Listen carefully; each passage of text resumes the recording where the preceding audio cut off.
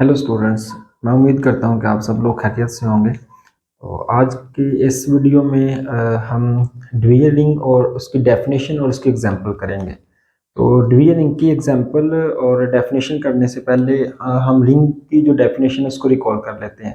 तो रिंग की डेफिनेशन पिछले लेक्चर में भी मैंने की थी, लेकिन हम उसको क्विकली रिवाइज कर लेते हैं। तो फिर हम देखते हैं कि उस डेफिनेशन में कुछ कंडीशंस लगा के तो हम डिवीजन रिंग डिफाइन करेंगे। तो क्विकली हम रिवाइज कर लेते हैं रिंग की डेफिनेशन।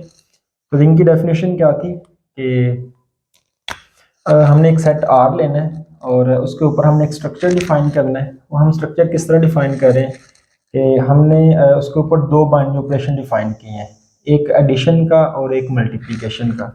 तो बाइनरी ऑपरेशन का मतलब क्या होता है कि आप ऐसा समझ लें कि अगर मेरे पास एक सेट आर है जिसके ऊपर मैं रिंग डिफाइन करने जा रहा हूँ, तो binary operation with respect to addition का मतलब है कि अगर इस सेट आर में कोई भी दो एलिमेंट पड़े हुए हैं, एक एलिमेंट ए और दूसरा एलिमेंट बी, तो जब इसको मैं ऐड करूंगा इन दोनों एलिमेंट्स को, तो जो मेरे पास नया आंसर आएगा, वो जो नया आंसर आना चाहिए वो इस सेट आर से बाहर नहीं जाना चाहिए। तो फर्ज कर लें ए प्लस बी करने के बाद कोई सी आंसर आया, तो वो जो सी आंसर आया वो इसी सेट में से आना चाहिए, इस सेट में से बाहर नहीं जाना चाहिए। जैसे अगर मैं एक एग्जांपल लूँ, तो अगर मैं एक सेट आर लिखता हूँ 1 और 2, तो अगर इस सेट आर में हम इन दोनों एलिमेंट को ऐड करें तो 1 + 2 जो है वो 3 बन जाता है और वो इस सेट में नहीं आता। तो फिर इस केस में आर जो है वो क्लोज नहीं है, क्योंकि इसमें दो एलिमेंट को ऐड किए तो दोबारा इसमें से आंसर नहीं आया। तो बाइनरी ऑपरेशन का मतलब है कि जब आर में से दो एलिमेंट लेंगे, उनको ऐड करेंगे, तो जो नया आंसर आए वो इसी सेट में से ही होना चाहिए, इससे बाहर नहीं जाना चाहिए। इसका मतलब है कि ये इसके ऊपर बाइनरी ऑपरेशन ये नहीं है, ये क्लोज नहीं है।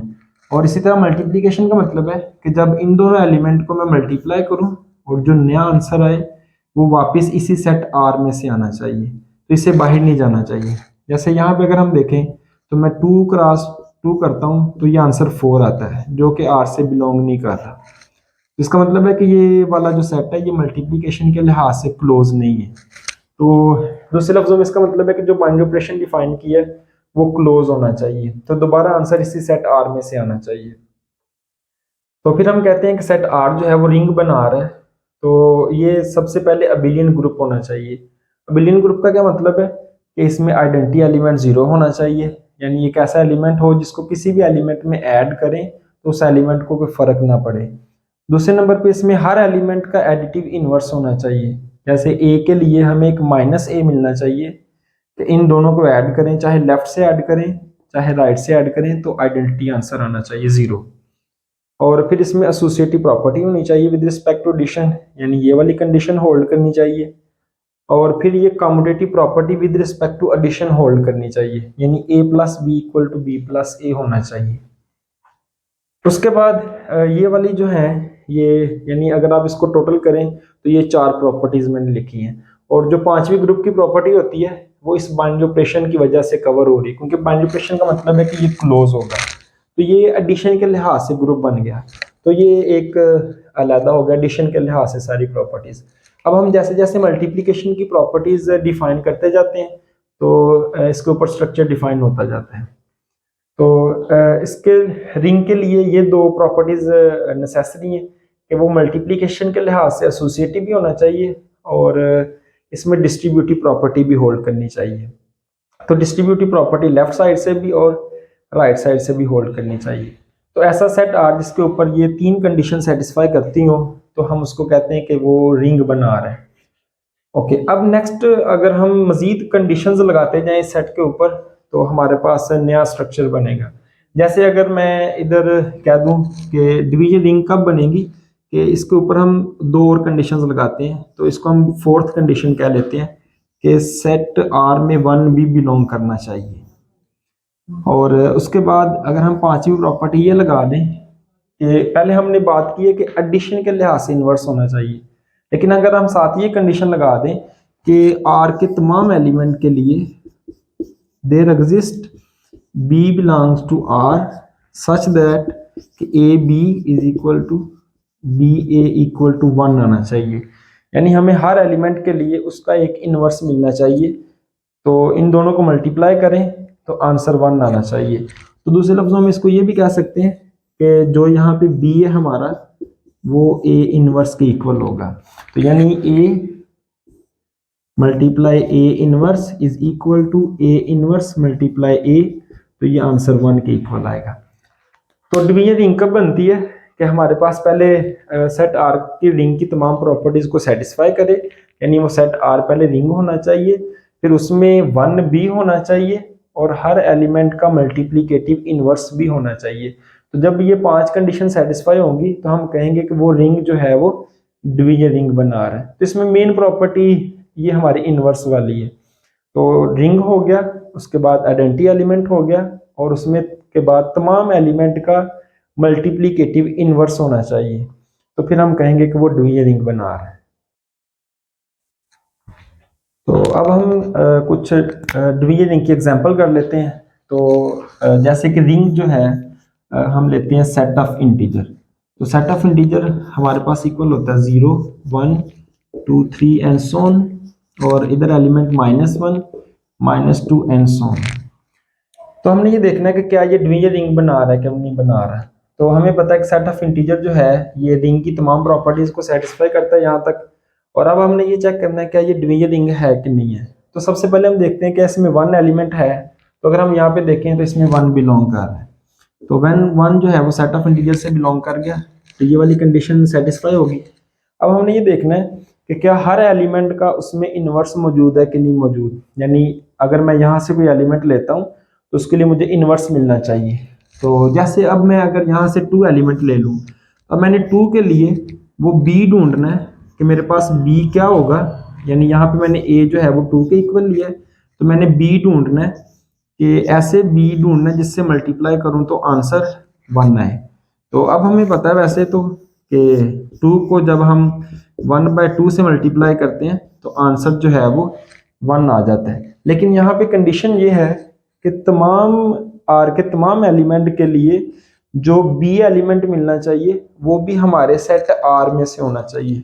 तो जब हम ये देखते हैं तो मैंने जो बी ढूंढा है 1/2 जो 1 लेके आ रहा है, लेकिन ये 1/2 जो है ये हमारे सेट ऑफ इंटीजर से बिलोंग नहीं कर रहा।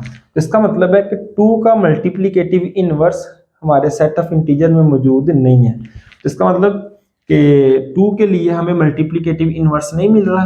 तो अगर क्योंकि यहाँ पे कंडीशन तमाम एलिमेंट के लिए ट्रू होना चाहिए, तो अगर किसी एक एलिमेंट के लिए बात फॉल्स हो गई है तो this implies set of integer is not division ring.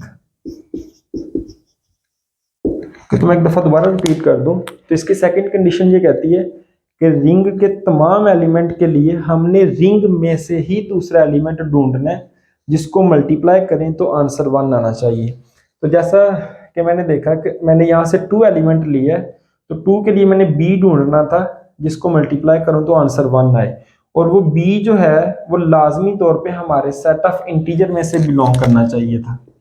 यानी जो मैंने बी ढूंढना है वो सेट ऑफ इंटीजर में से ही होना चाहिए था। तो हमें पता है 2 को 1/2 से मल्टीप्लाई करने से आंसर 1 आता है, लेकिन 2 जो है सेट ऑफ इंटीजर से बिलोंग नहीं कर रहा, तो इसका मतलब है कि ये डिवीजन रिंग नहीं है। अब हम एक वो डेफिनेशन वो एग्जांपल करते हैं जो कि डिवीजन रिंग है। जब मैं अगर सेट आर जो है वो सेट ऑफ रियल नंबर ले लूँ, तो हमें पता है कि सेट ऑफ रियल नंबर में हर एलिमेंट का इनवर्स मौजूद है।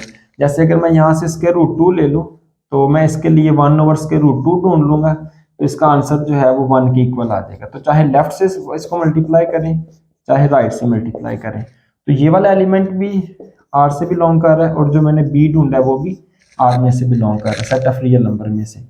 तो जो सेट ऑफ रियल नंबर है वो हमारे पास डिवीजन रिंग बनाता है। अब हम एक और इंटरेस्टिंग एग्जांपल करते हैं जो कि मैंने पिछले लेक्चर में बोला था कि ये अंडरस्टैंड करने के लिए रिंग थ्योरी को 2 एग्जांपल ज़्यादा इंपॉर्टेंट है, एक सेट ऑफ इंटीजर और दूसरा Zn। तो फॉर एग्जांपल मैं Z7 लेता हूँ, तो ये हमारे पास होगा 0 1 2 3 4 5 और 6। तो यहाँ पे जो for all a belongs to R है, इसका मतलब ये है कि ये ए जो है वो आपका 0 भी नहीं होना चाहिए, यानी 0 के अलावा बाकी तमाम एलिमेंट के लिए आपने इनवर्स ढूंढना होता है। तो 0 को हमने चेक नहीं करना होता। इसका मतलब है फिलहाल हमने 0 को छोड़ दिया, तो हमने बाकी तमाम एलिमेंट के लिए बी ढूंढना है, जिनको मल्टीप्लाई करने से आंसर 1 आना चाहिए। तो जैसे 1 है तो 1 के लिए तो मुझे 1 ही मिल जाएगा, तो आंसर जो है वो 1 आ जाएगा, और यहाँ पे mod 7 आएगा। फिर मैंने 2 के लिए ढूंढना है कि 2 को किस एलिमेंट से मल्टीप्लाई करूं तो आंसर 1 आए। तो 2 को अगर मैं 4 से मल्टीप्लाई करता हूं तो आंसर 8, और जब 7 से डिवाइड करेंगे तो रिमाइंडर जो है वो 1 आएगा। तो हमें पता है कि मॉड जब यूज़ करते हैं तो हम उस नंबर की जगह उसका रिमाइंडर भी यूज़ कर सकते हैं। जैसे 8 को 7 से डिवाइड किया तो रिमाइंडर जो है वो 1 आया, तो यहाँ 1 भी लिख सकते हैं। तो 2 का जो इन्वर्स है वो 4 आया। अब हमने 3 का इन्वर्स ढूंढना है, 3 को किस एलिमेंट से मल्टीप्लाई करें कि आंसर 1 आए। तो 3 को या तो 5 से मल्टीप्लाई करके आएगा या 6 से मल्टीप्लाई करके आएगा। तो फॉर एग्जाम्पल यहाँ पे जो 3 के लिए इन्वर्स मिलेगा वो 5 मिलेगा। क्यों? क्योंकि 3 को 5 से मल्टीप्लाई करें आंसर 15 आता है, और जब 15 को डिवाइड करेंगे 7 से तो रिमाइंडर जो है वो 1 आता है।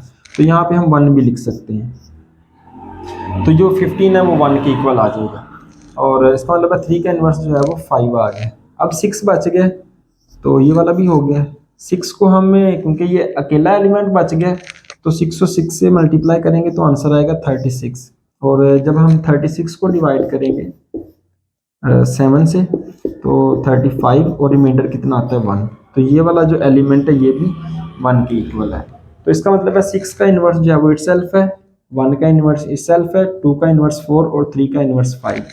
तो यहाँ पे हमारे लिए तमाम कंडीशन सेटिस्फाई हो गई हैं कि 0 के अलावा बाकी तमाम एलिमेंट के लिए हमें एक एलिमेंट मिलता है जिनको मल्टीप्लाई करने से आंसर 1 आता है। तो इसका मतलब है कि ये वाला जो C7 है ये हमारे पास डिवीजन रिंग बना रहा है, क्योंकि इसमें रिंग भी होता है, 1 भी आ रहा है इसमें, और हर एलिमेंट के लिए उसका इन्वर्स भी मिल रहा है कि जिन दोनों को मल्टीप्लाई करने से आंसर 1 आ रहा है। तो ये हमारे पास बन गया डिवीजन रिंग। अब हम एक और एग्जांपल करते हैं N की तरह की, तो जो डिवीजन रिंग नहीं बनाएंगे। तो अगर मैं फॉर एग्जांपल Z6 लेता हूँ तो ये मेरे पास होगा 0 1 2 3 4 और 5, और यहाँ पे mod 6 आएगा। तो 0 को तो हमने चेक नहीं करना, बाकी एलिमेंट्स के लिए हमने इन्वर्स ढूंढना है। तो जैसे यहाँ पे मैं 2 लेता हूँ, तो 2 को अगर 1 से मल्टीप्लाई करेंगे तो आंसर 2 आएगा। तो इसका मतलब है कि ये इसका इन्वर्स नहीं हो सकता। 2 को 2 से मल्टीप्लाई करें आंसर 4 आता है, तो ये भी 1 के इक्वल नहीं आया, तो ये भी इसका इन्वर्स नहीं हो सकता। इसी तरह 2 को 3 से मल्टीप्लाई करें तो आंसर 6, 6 को 6 से डिवाइड करें तो रिमाइंडर 0 आएगा, तो यानी ये 0 हो गया, और ये भी 1 के इक्वल नहीं आया। उसके बाद 2 को 4 से मल्टीप्लाई करें तो ये 8 आएगा, और 6 से डिवाइड करेंगे तो रिमाइंडर 2 आ जाएगा, तो ये भी 1 के इक्वल नहीं आया। और उसके बाद 2 को हमने 5 से मल्टीप्लाई करना है, तो जब इससे मल्टीप्लाई करेंगे 10, और जब 6 से डिवाइड करेंगे तो 4 रिमाइंडर देगा, तो ये भी 1 के इक्वल नहीं आया। देखिए मैंने 2 का इन्वर्स ढूंढने की कोशिश की है इसी सेट R में से, क्योंकि हमने एलिमेंट भी उसी रिंग में से लेना है, और जो इन्वर्स एलिमेंट ढूंढना है वो भी उसी रिंग में से ढूंढना है। तो मैंने यहाँ से 2 को स्टार्ट किया, तो मैंने इसके लिए इन्वर्स ढूंढना था, तो वो इन्हीं में से कोई एक एलिमेंट मिलना था मुझे। तो मैंने पहले 1 रख के देखा, 1 आंसर नहीं आया, 2 रख के देखा, 1 आंसर नहीं आया, 3 रख के भी नहीं आया, 4 रख के भी नहीं आया, और 5 रख के भी आंसर 1 नहीं आया। तो इसका मतलब है कि 2 के लिए कोई भी ऐसा एलिमेंट मौजूद नहीं है जो कि इसका इन्वर्स हो। तो इसका मतलब है कि Z6 जो है इज नॉट डिवीजन रिंग।